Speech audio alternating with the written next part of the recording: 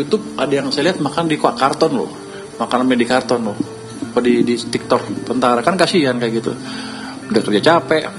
Saya pikir kita harus perlakukan lebih layak gitu. Purbaya kasihan tentara hanya dapat nasi bungkus, makan di karton. Menteri Keuangan, Menkeu, Purbaya Yudi Sadewa menegaskan anggaran untuk membayar anggota TNI yang bertugas di bencana banjir Sumatera tersedia. Nggak, tergantung nanti kasatnya ngajuin seperti apa. Kita bayar sesuai permintaan dia. Hah? Kalau udah pinter-pinter ya bisa sisipin aja. Kan bisa buat anggaran ini, buat tenaga kerja di sana berapa kan bisa. Asal masuk akal ya kita keluarin anggarannya.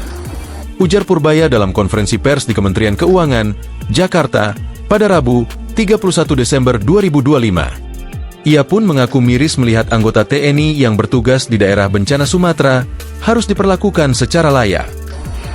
Oh kan kasihan tuh, makanya nasi bungkus rupanya.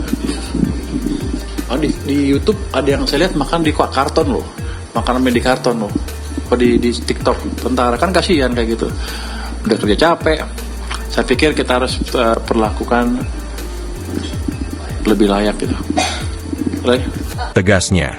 Sehari sebelumnya, Purbaya membahas soal masih ada dana siap pakai 1,5 triliun rupiah untuk penanganan bencana yang belum dipakai. Purbaya sempat berkelakar BNPB pelit. Hal itu diungkapkan Purbaya dalam rapat koordinasi Satgas Pemulihan Pasca Bencana DPR dengan kementerian lembaga dan kepala daerah di Aceh, Selasa, 30 Desember 2025.